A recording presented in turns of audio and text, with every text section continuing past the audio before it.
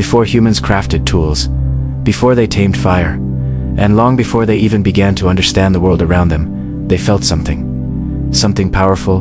They felt fear. But this wasn't the fear we know today. It wasn't the anxiety about a deadline or the worry of what someone thinks. This was a primal, ancient fear. The kind of fear that determined life or death in a single, heart-pounding second. Imagine it. The first humans, living in a world draped in darkness, surrounded by unseen predators, persistent hunger, and constant uncertainty. Every rustle in the bushes could signal danger. Every shadow could mean the end. Back then, fear wasn't a sign of weakness. It was the very engine of survival. It was the alarm bell that screamed, "Run." It was the instinct that whispered, "Hide." It was the jolt of adrenaline that fueled escape from creatures far stronger and faster. This raw fear was our first and most important superpower. Without it, our ancestors would have been easy prey, and our story would have ended before it even began. It kept them alive, day after day, night after terrifying night. But then, something remarkable happened. Over thousands of years, fear began to change. It stopped being just an automatic, blind reaction. Humans started to understand it. They began to remember what caused it. They developed the ability to communicate it to others. Don't go near that cave. Avoid the river at dusk. Slowly, painstakingly, fear stopped being the absolute master of every single action. It was still there. It was becoming a tool, not just a trigger. This transformation is one of the most incredible stories in human history. The journey from instinctive terror to conscious awareness, to memory, and finally, to caution. This new, evolved fear became the very foundation of human intelligence. It forced our ancestors to think ahead, to plan, to innovate. How do we protect ourselves from the night? We make fire. How do we defend against predators? We create weapons. How do we secure food? We learn to hunt together, to track, to remember the seasons. Think about this. Why did humans seem to fear more, or at least differently, than other animals? While a deer flees from a predator, it doesn't seem to lie awake at night, worrying about it. Immense death. Our growing brains allowed us to not only react to fear, but to anticipate it. This what-if thinking, born from fear, drove us to solve problems. Us that hadn't even happened yet. It's how fear prevented our species from vanishing into the mists of prehistory. So, when did fear stop ruling our lives? The honest answer is, it never completely did. It's still with us, woven into our DNA. But it stopped being our sole master the moment we learned to use it. The moment we turned that raw, chaotic energy into foresight, strategy, and cooperation. The moment we started telling stories around the fire, sharing knowledge padroth of danger and safety. That was when we took control of our destiny. The story of humanity, our incredible journey from a fragile species to a planet-shaping force, doesn't begin with a grand act of courage. It doesn't start with invention or art. It begins in the dark, with a racing heart and a primal instinct. It begins with fear. And understanding that beginning helps us understand everything that came after.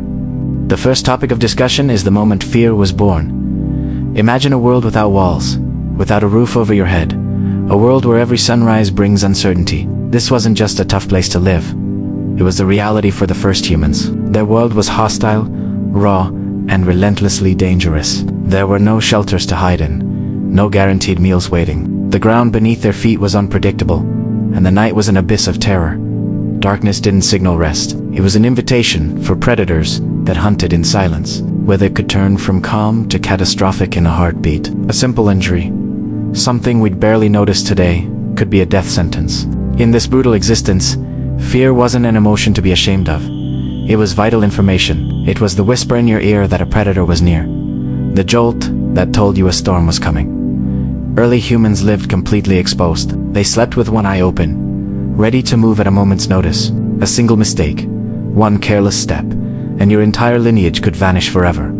There were no second chances. Fear was the guardian that kept them alive. A snapped twig wasn't just a sound, it was an alarm. A strange scent wasn't just a smell, it was a warning. A fleeting shadow in the periphery demanded immediate action. Fear was the ultimate performance enhancer, sharpening their senses, priming their bodies for fight or flight. Think about it.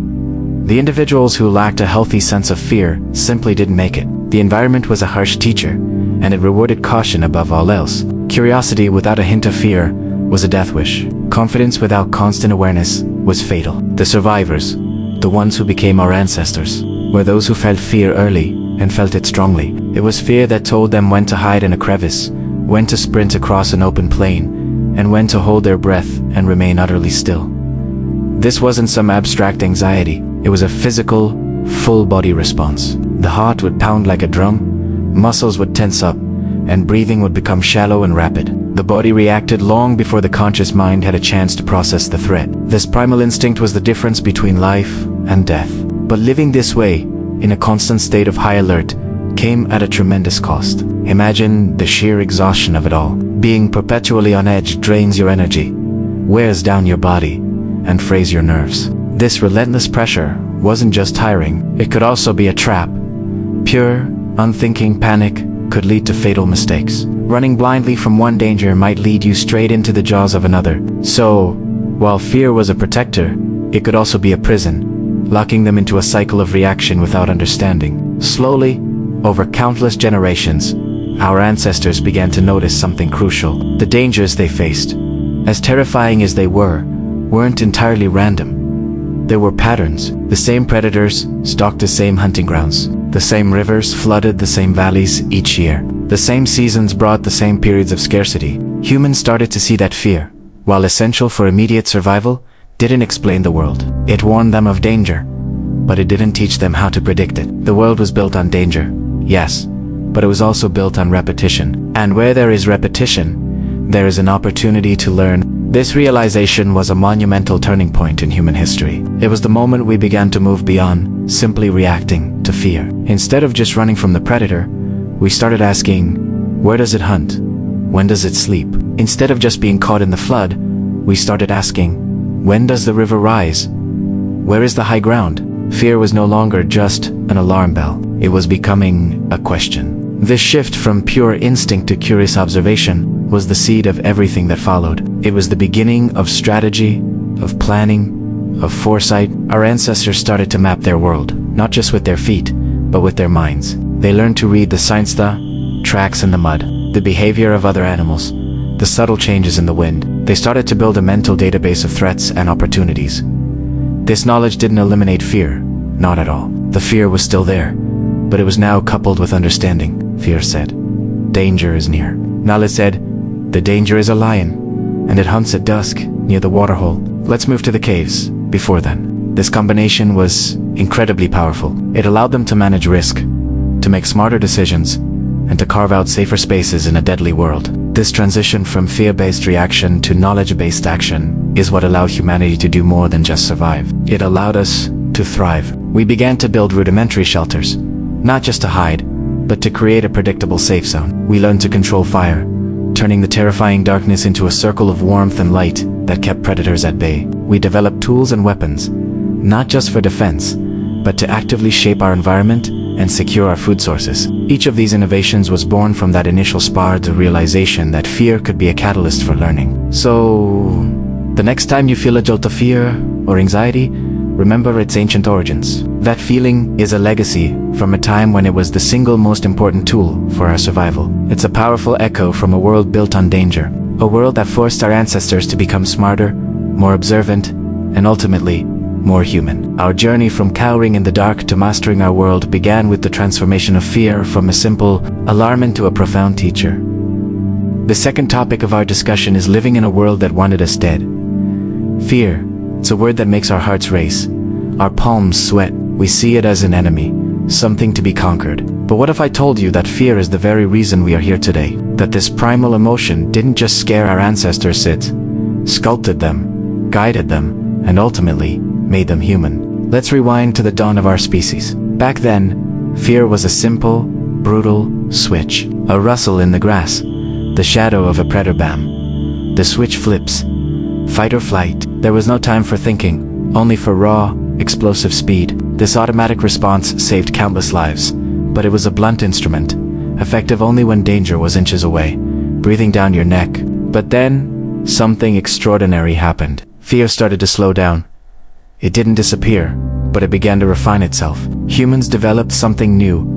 Memory and fear latched onto it. Suddenly, Fear wasn't just about the predator in front of you. It was about the place where you saw the predator last week. A specific sound that preceded an attack now triggered alertness, not just panic. A season that brought famine in the past now sparked a new behavior: preparation. This was a revolution in the human mind. Fear became connected to experience. Instead of just reacting to immediate threats, our ancestors began to feel fear before danger even arrived. This is what we call anticipatory fear, and it is one of the most powerful forces in our history. It's the difference between panicked scrambling and methodical preparation. Think about it. This new, slower fear encouraged foresight. Human groups started moving their camps earlier, before the harsh winter set in. They began storing food not just when they were hungry, but when they remembered the hunger of the previous year. They learned to avoid certain valleys or forests, not because a lion was there right now, but because a lion might be. Fear was no longer a chaotic impulse. It became a strategic guide, a sophisticated warning system, steering them away from potential harm. This shift also meant humans didn't have to obey fear instantly. A flicker of unease didn't always mean run. Sometimes, it meant watch.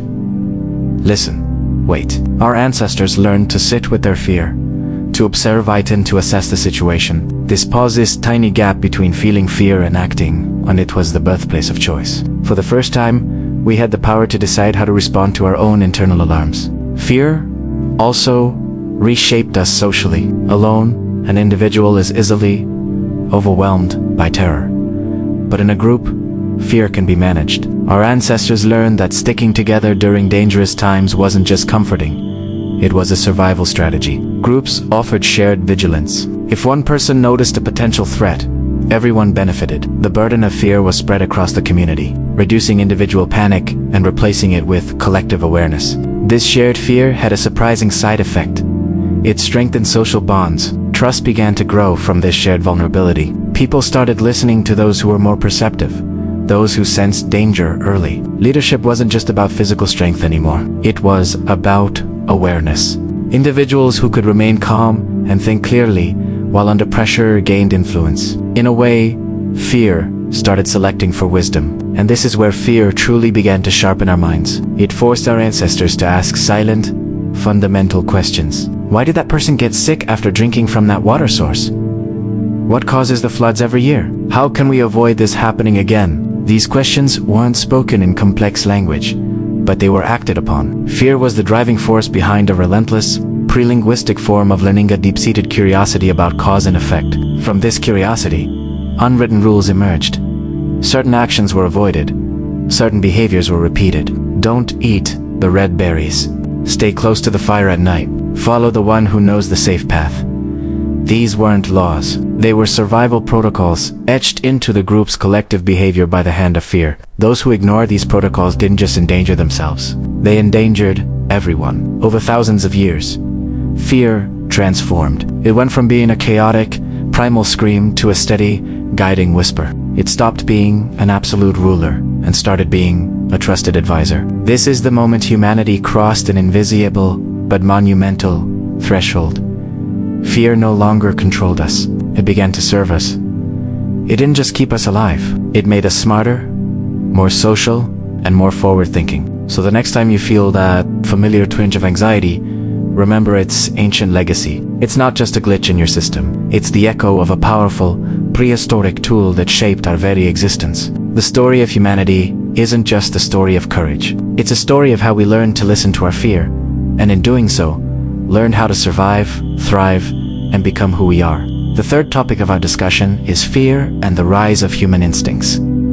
Have you ever wondered what fear really is? Where did it come from, and why do we feel it? It wasn't always the way it is now. For the earliest forms of life, fear was a flash, a fleeting moment, a sudden sound that's a quick shadow that frightens, a direct threat that appears and then, just as quickly, vanishes. Once the danger was gone, the fear was gone too. It lived only in the present, a simple, reactive impulse. But somewhere along the line, everything changed. Fear began to leave marks, not on the body, but deep within the mind. Early humans started to remember what frightened them. They remembered the specific part of the forest where a predator was last seen. They remembered the river that unexpectedly overflowed its banks and swept lives away. They remembered the season when the plants withered and hunger always returned. With these memories, fear stopped being temporary. It broke free from the chains of the present moment and became a permanent resident of the mind. It became memory. This was a massive turning point in our evolution. Memory allowed fear to stretch across time, connecting the past to the future. Humans no longer feared only what they could see, hear, or smell right in front of them. They began to fear what they remembered. This meant that danger no longer needed to be physically present to influence their behavior. A valley could be completely empty and peaceful, yet it was avoided because of a past attack. A forest could be silent and still, yet it was feared because it was known to hide predators. A sky could be perfectly clear, yet it was watched with suspicion because it was the season for sudden storms. Do you see the shift? Fear was no longer just reactive. It became predictive. This fundamental change redefined what it meant to survive. Memory-based fear was a powerful tool that helped humans avoid repeating deadly mistakes. The loss of one person to a hidden pit could now protect the entire tribe for generations to come. A single terrifying experience could become a lesson that guided the future actions of many. This is one of the key areas where humans began to surpass other animals. Many animals forget once the immediate danger has passed. But humans, we carry the danger forward in our minds. This constant mental replay of danger created something new: caution. Caution might have slowed life down, but it also saved it. Instead of panicking when disaster struck, humans began preparing for it before it even happened. They learned to move their camps away from floodplains before the rainy season. They started gathering and storing food long before winter arrived. They learned to stay extra alert in specific places known for ambushes. Fear, once a simple reflex, was now shaping strategy, and strategy began to reduce the role of random chance in survival. The world didn't become less chaotic, but our understanding of its patterns grew, making it feel more predictable. Memory also had another profound effect. It made fear selective. Instead of living in a state of constant, generalized anxiety, fearing everything all the time, humans learned to fear specific, credible threats. This was a game. It reduced the constant stress on their bodies and minds, allowing them to focus their energy where it was most needed. This is what we can call intelligent fear. It's not about being afraid of everything. It's about being afraid of the right things.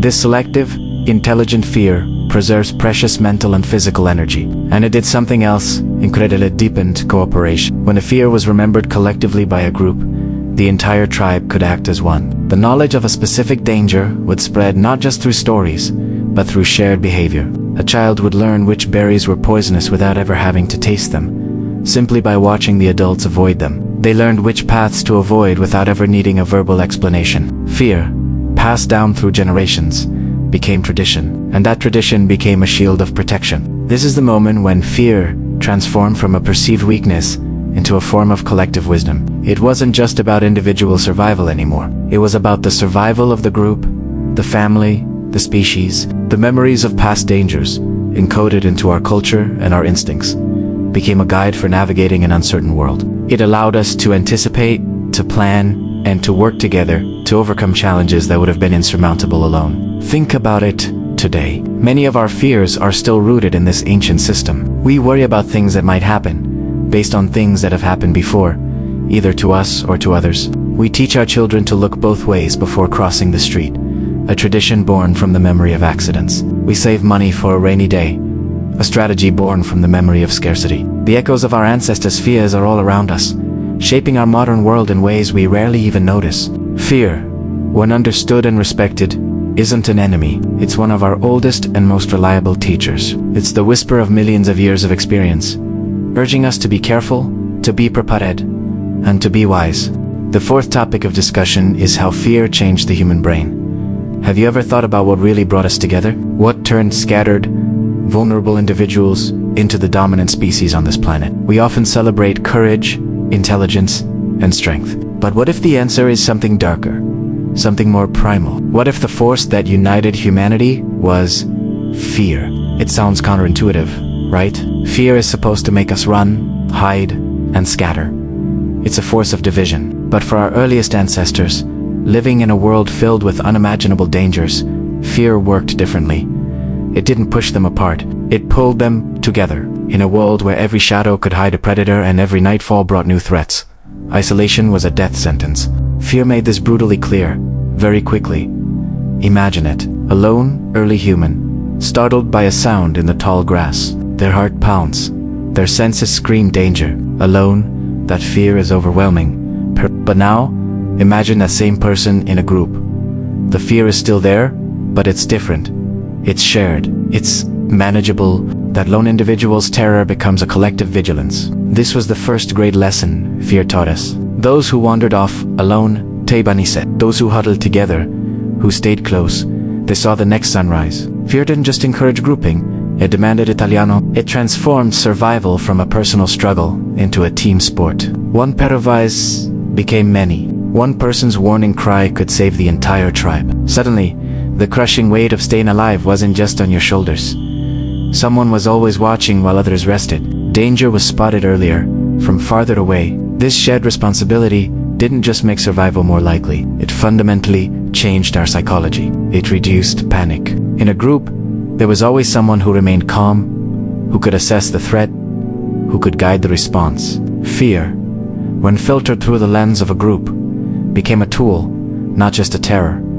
This is where things get really interesting. This need for collective vigilance created cooperation. And cooperation built something even more powerful: trust. You learned to trust the person who stood watch while you slept. You learned to trust the person whose sharp hearing alerted you to a predator. This shared fear, this mutual reliance in the face of danger, forged the very first bonds of loyalty. It wasn't just about surviving the next attack. It was about creating a web of relationships strong enough to withstand anything the world threw at them. This was the very foundation of society, built not on sunny ideals, but on the cold, hard reality of shared vulnerability. Fear also had a surprising effect on leadership. You might think the strongest or most aggressive individual would naturally take charge. But that's not what happened. In a crisis, brute force is often useless. Who did early humans look to when fear gripped the group? They looked to the one who didn't panic. They listened to the one whose keen senses picked up on danger before anyone else. Leadership was born from awareness, not dominance. It rewarded those who could think clearly under pressure. Fear, in a strange way, rewarded intelligence and perception. The groups that followed these calm, observant leaders were the ones that survived and thrived. Over generations, these traits, calmness, foresight, awareness, became deeply valued, but the unifying power of fear didn't stop there. It also reduced internal conflict. Think about it. When a pack of hungry predators is circling your camp, is it really the time to argue with your neighbor about who got the bigger piece of fruit? Absolutely not. The constant threat of external danger forced unity. It made petty squabbles seem insignificant. Survival became the ultimate priority, and anything that threatened the group's cohesion was a liability. This doesn't mean our ancestors suddenly became peaceful saints. Conflict still existed, but fear acted as a powerful disciplinarian. It taught restraint, it taught patience, and most importantly, it taught coordination. Fear unified humanity by giving us a common enemy. It wasn't another tribe, not at first. It was the unknown. It was the crushing darkness of night, the unforgiving forces of nature, the predators that stalked the edges of the firelight. By facing these universal threats together, scattered individuals learned to act as one. The me of survival became the we. Once humans learned to fear together, they unlocked the secret to surviving together. And that, right there, is the cornerstone of everything that followed. This unity, forged in the crucible of fear, was the necessary first step. It allowed for more complex planning, for building shelters, for developing agriculture, and eventually, for the rise of civilization itself. So the next time you feel a shiver of fear, remember its ancient legacy. It's not just a private, isolating emotion. It's a shared human experience that echoes across millennia. It's the force that taught us our greatest strength isn't our claws or our teeth, but each other. Our journey to the top of the food chain, our path to building cities and exploring stars. It all began in the dark, with a group of ancestors huddled together, bound not by courage, but by a powerful, productive, and profoundly shared fear. The fifth topic of discussion is fear that shaped the human mind. Fear. It's a feeling we all know, a racing heart, a knot in the stomach. We often think of it as a weakness, something to overcome. But what if I told you that fear is the very architect of the human mind? That without it, we wouldn't be who we are today. Stick around, because we're about to journey back in time to uncover how this primal emotion didn't just protect our ancestors, it built the very brain you were using to watch this video. For early humans, the world was a landscape of constant threat. Saber-toothed cats, rival tribes, unforgiving weather. Survival wasn't a given. It was a daily struggle. In this environment, Fear wasn't just a fleeting reaction to a jump scare. It was a full-time job. Over thousands of years, it evolved from a simple alarm bell into a complex, integrated system that rewired our entire neural circuitry. This change was invisible, but it was permanent. Think about it like this. Imagine two early humans walking through a dense forest. One is relaxed, enjoying the scenery. The other is on edge, their senses heightened. Suddenly, a twig snaps in the distance. The relaxed human might dismiss it as nothing. The fearful one immediately freezes, listens, and prepares to run or hide. Who do you think has a better chance of surviving if that sound was a predator? The one whose brain was wired for fear. This is natural selection in action. Individuals who were better at sensing danger, who noticed subtle patterns, and who were a little more paranoid, simply lived longer. They had more opportunities to pass on their genes that carried the blueprint for a brain that prioritized threat detection above almost everything else. This wasn't a conscious choice. It was an evolutionary imperative. The human brain, slowly, generation by generation, reshaped itself around the constant presence of danger. This is where the modern human mind was truly born. Fear's first and most crucial gift was sharpened attention. It trained our ancestors to become masters of observation. A sudden silence in a forest full of chirping birds. A change in the direction of the wind. A footprint that wasn't there before. These weren't just random details. They were potential life or death signals. Fear taught the brain to filter out the noise and lock onto anomalies. It forced us to develop a constant, low-level scanning of our environment, always asking one silent, persistent question. What's wrong with this picture? This heightened awareness was our ancestors' ultimate early warning system, helping them spot predators, avoid natural disasters, and navigate treacherous terrain. But fear didn't stop at what was visible. Its most revolutionary contribution was to the power of imagination. Animals fear what they can see, hear, or smell right now. Humans, thanks to fear, began to fear what could happen. Our brains started running simulations, playing out future dangers before they ever occurred. What if a blizzard comes next week? What if that rival group attacks our camp? What if the river floods? This ability to project threats into the future was it's the very foundation of planning. Why did we start building sturdy shelters instead of just sleeping under a tree? Fear of the coming storm. Why did we learn to preserve and store food? Fear of the coming winter. Why did we craft better weapons? Fear of a future attack.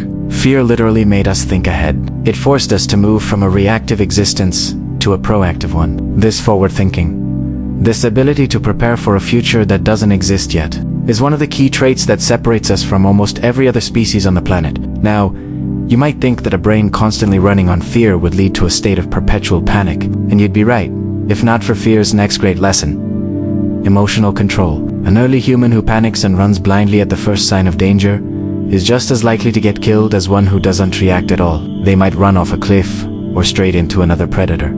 Survival favored those who could feel the fear, but manage it, who could use that adrenaline surge, not for blind panic, but for focused action. Over time, emotional regulation became a critical survival skill. Fear didn't disappear, it was brought under control. This gave rise to one of humanity's most underrated virtues: patience. The ability to wait, to observe, to not rush in. Patience allowed our ancestors to stalk prey for days, to wait for the perfect moment to strike. It allowed them to hide and observe an enemy instead of charging into a losing battle. Fear rewarded those who paused and thought before acting. This slow, careful thinking dramatically improved the brain learned that sometimes the bravest thing you can do is nothing at all. And when a fearful event did happen, our brains made sure we never forgot it. Fearful experiences are burned into our memory with incredible intensity. Think about your own life. You might not remember what you had for breakfast last Tuesday, but you probably remember a near-miss car accident or a moment of intense fright with crystal clear detail.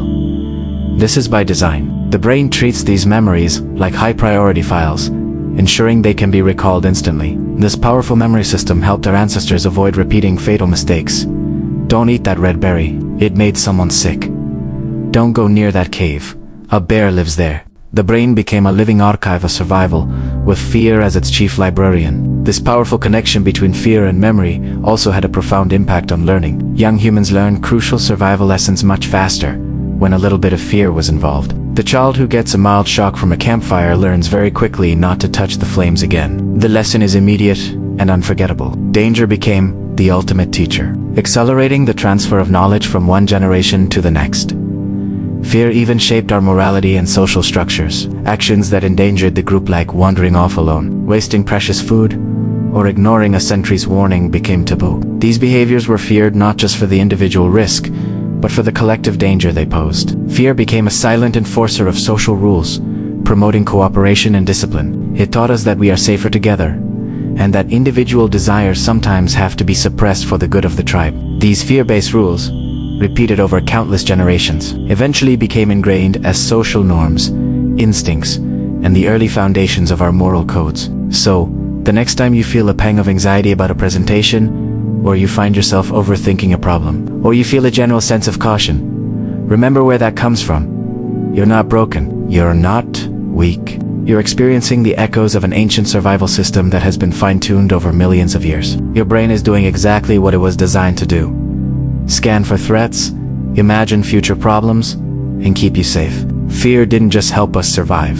It sculpted our attention, ignited our imagination, taught us patience, built our memory, and bound us together. Fear didn't weaken the human mind, it designed Italiano. Thanks so much for watching. If you found this journey into the mind's past fascinating, hit that like button and subscribe for more deep dives into what makes us human. The sixth topic of discussion is from fear to civilization. Fear. It's the first emotion you ever felt, the first lesson humanity ever learned. But what if I told you that fear didn't just help us survive? What if I told you it built everything we see around us? Our story begins in a world of constant threat. For early humans, fear was a daily companion. Fear of the dark, fear of the cold, fear of the things that lurked just beyond the firelight. This raw, primal fear was our first teacher. It screamed one simple command: survive. But when survival was on the table, fear's job wasn't over. It got an upgrade. It began to shape our progress, to nudge us towards something greater. We didn't build civilization despite our fears. We built it because of them. Think about it. The fear of freezing nights and torrential rain didn't just make us huddle in caves. It drove us to build better shelters. Those shelters became homes. Homes clustered together for safety, forming villages. And those villages grew into the sprawling cities we know today. It all started with the fear of a storm. What about hunger? The knowing fear of starvation, of not knowing where the next meal would come from. This fear didn't just make us better hunters. It forced us to innovate. It led to the single greatest revolution in human history: agriculture. We learned to cultivate the land, to grow our own food. Farming gave us stability. Stability allowed our populations to grow. Society, as we know it, is built on the foundation of a grain of wheat, planted out of fear. And the predators, the fear of sharp claws and gnashing teeth, pushed us to create our first tools. Not just for hunting, but for defense. A sharpened stick became a spear. A chipped stone became an axe. This was the birth of technology. Every piece of sophisticated tech we have today, from your smartphone to a space shuttle, has its ancient ancestor in a tool born from fear. Every major leap forward for humanity began as a direct response to something we were afraid of. Fear forced us to control our environment, to bend the world to our will instead of just living at its mercy. We mastered fire to push back the darkness and the cold. We built massive walls to block out physical threats. We refined weapons, not just for aggression, but for protection and the peace of mind it brought. Fear pushed us, relentlessly, to dominate uncertainty. But fear's influence wasn't just physical. It shaped our minds, our very beliefs. Early humans were terrified of the unknown. What was that flash in the sky? Why did people get sick and die? What happened after we closed our eyes for the last time? These were terrifying, unexplained phenomena. This fear demanded answers. It demanded meaning. And so, we created stories. We developed myths, rituals, and the first religions. These belief systems were a way to make fear manageable. When the terrifying storm had a name, a story, a god behind it, it suddenly had limits. It could be understood, perhaps even appeased.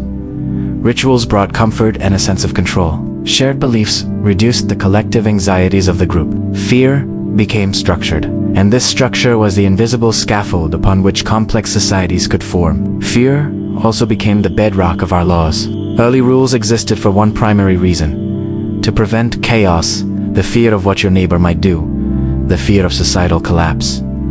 So, we created consequences, Punishments were put in place to discourage dangerous behavior. The fear of those consequences is what maintains order, even today. Civilization, in many ways, runs on a carefully controlled level of fear. Not perilous in terror, but a healthy awareness that actions have repercussions. This managed fear taught us something incredible: how to cooperate on a massive scale. To build a city or an irrigation system, thousands of people needed to work together. This required trust. Trust works by reducing the fear you have of people inside your group, allowing you to focus your collective fear outward on external threats or shared challenges. This massive coordination allowed us to build monuments that defy time, to create trade networks that spanned continents, and to accumulate and pass down knowledge through generations. Of course, over the centuries, our fears didn't vanish. They just evolved. As we conquered the fears of starvation and predators, new anxieties took their place. The fear of failure, the fear of social isolation, the fear of losing what we love, the fear of an uncertain future. But the fundamental mechanism, the engine of progress, remained exactly the same. Fear drives us to prepare, and that preparation is what drives progress. It's a cycle that continues to this very day. Look at our modern world. Our greatest innovations are still fueled by fear. The fear of disease drives medical research, leading to vaccines and cures that save millions of lives. The fear of natural disasters pushes us to create early warning systems and stronger infrastructure. The fear of climate change and extinction drives scientific exploration and the quest for sustainable energy. Fear is a silent partner in every lab, every engineering firm, every hospital. That first, primal fear of our ancient ancestors never really disappeared. It matured. It transformed from raw, instinctual terror into calculated strategy. It evolved from a gut feeling into structured intelligence. It went from being a tool for individual survival to being the architect of global civilization. Fear was humanity's first emotion, its first teacher, and ultimately, its greatest motivator. It is the invisible force that took us from shivering in caves to walking on the moon. Without fear, we would have been content. We would have been complacent, and we might not exist at all. That is the surprising and powerful origin of our humanity. Thanks for watching. If this idea changed the way you think about fear, let me know in the comments below. And for more deep dives into what makes us human, make sure to subscribe and hit that notification bell. See you next time.